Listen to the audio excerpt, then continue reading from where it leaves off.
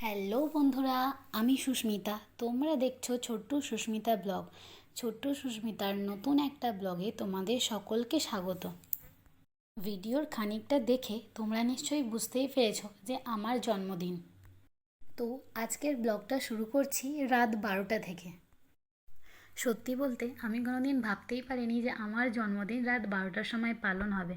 হ্যাঁ, বিয়ের আগে মা করতো, তবে মা পুজো দিয়ে আসতো আর আমার জন্য ভালো মন্দ রান্না করতো দিনের বেলা, কিন্তু রাত 12টার সময় কখনোই হয়নি সেটা। কিন্তু আজ আমার স্বামীর দৌলতে সেটা পূর্ণ হয়ে গেল। বলতে পারো আমার অনেক শখও ছিল যে কেউ আমার জন্মদিন পালন করুক রাত 12টার সময়। তোমাদের দাদা ভাইয়ের কিন্তু এই যে বিশেষ অনুষ্ঠানের ডেটগুলো একেবারেই মনে থাকে না। আমি ভেবেছিলাম এবারেও হয়তো ভুলে যাবে, কিন্তু আমাকে অবাক করে দিয়ে ও যে এত কিছু করবে আমি ভাবতেই পারিনি। তবে ও রাত 12টার সময় বেলুন সাজিয়ে কেক কেটেই আমার বার্থডে সেলিব্রেট করেনি, আমার জন্য একটা উপহারও এনেছিল। আমার জন্য সোনার কানের দুল এনেছিল। আমার আগের যে সোনার কানের দুলটা ছিল সবসময় পরার জন্য, ওটা আর একটা আমি হারিয়ে ফেলেছিলাম। তারপর থেকে কেনাকানেরই পড়া ছিল। ও যে আমাকে এই জন্মদিনের দিন এই গিফটটা দেবে আমি আশা করিনি। জানো তো বন্ধুরা, কেউ যদি আমার বা আমাদের কোনো বিশেষ অনুষ্ঠানের ডেটটা ভুলে যায় না, আমার খুব দুঃখ হয়। আমার মনে হয় সে হয়তো আমাকে গুরুত্ব দেয় না, তাই হয়তো ডেটটা ভুলে গেছে। কিন্তু আবার ভাবি যে হয়তো চাপের মধ্যে আছে সেই কারণে হয়তো ভুলে গেছে। আবার কোথাও 1% হলেও যেন মনে হয় কেন মনে রাখলো না। তো তোমাদের কার কার এরকম মনে হয়? চটপট কমেন্ট করে জানিয়ে দাও তো। আজকে তোমাদের দাদাভাইয়ের সম্পর্কে কিছু কথা না বললেই নয়। ও জানো তো খুব সাদামাটা, আজ খুব মডার্নও নয়। তা আমিও নই, আমিও খুব সাদামাটা এবং মডার্ন নই, একদমই মডার্ন নই। তাই এখনকার সমাজের পরিপ্রেক্ষিতে বলতে গেলে আমরা দুজনেই খুব ব্যাকডেটেড যাকে বলা যায়। ভাগ্যিস আমরা হয়তো হাসি খুশিতে দুঃখে আনন্দে এইভাবে জীবনটা কাটিয়ে ফেলতে পারছি ওই মানুষটার সাথে।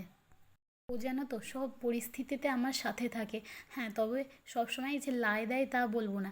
আমি কিছু ভুল করলে আমাকে শাসনও করে, কোনটা ঠিক কোনটা বেঠিক আমাকে বোঝায়। এভাবেই যেন সারা জীবনও আমার পাশে থাকে। ঠাকুরের কাছে এই প্রার্থনা করো তোমরা সবাই। সব থেকে বড় কথা কি বলো তো, ও আমাকে সম্মান দেয়। আমরা একে অপরকে সম্মান দিই। ভালোবাসা তো আছেই, সম্মান যেখানে না সেখানে থাকতেও অনেকটা সুখ অনুভব হয়। সারাদিন খেটে খুঁটে এসে রাতে ও যে আমার জন্য এতটা এফোর্ট দিয়েছে, ওই কথা ভেবে না আমি একটু ইমোশনাল, তো একটু একটুতেই না কেঁদে ফেলি। তোমরা আমাদের চোখ দেখে হয়তো বুঝতে পারবে ভিডিওতে যে আমি আনন্দেতে একটু কেঁদেই ফেলেছিলাম। তো এই দিন একটু ওর কাজ পড়ে যাওয়ায় ও একটু বাইরে গিয়েছিল, সেই জন্যে ও আমাকে বললো তুমি একা একা কেন বাড়িতে থাকবে, তুমিও তাহলে তোমার বাপের বাড়ি থেকে ঘুরে এসো, তাহলে তোমার মায়ের সাথেও সেখানে তোমার জন্মদিন মা বাবার সাথেও কাটানো হবে। তাই আমি চলে গিয়েছিলাম আমার বাপের বাড়িতে। রাতে ও গিয়েছিল অবশ্যই। চলে গিয়েছিলাম আমার বাপের বাড়ি। সেখানে গিয়ে দেখি তো আবার আর এক কাণ্ড, আমার বোনেরা মিলে কত সুন্দরভাবে সাজিয়ে ওখানে আবার আমি কেক কেটেছি। এত সুন্দর সাজিয়েছে, এগুলো সব সাজিয়েছে কিন্তু আমার দুই বোন মিলে, মানে আমার বোন আর আমার ছোটো কাকার মেয়ে মিলে।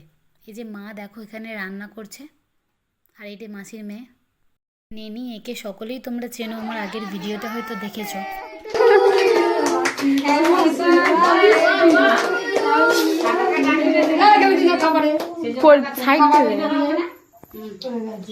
আমি আগে খাবো, তুই খাবি।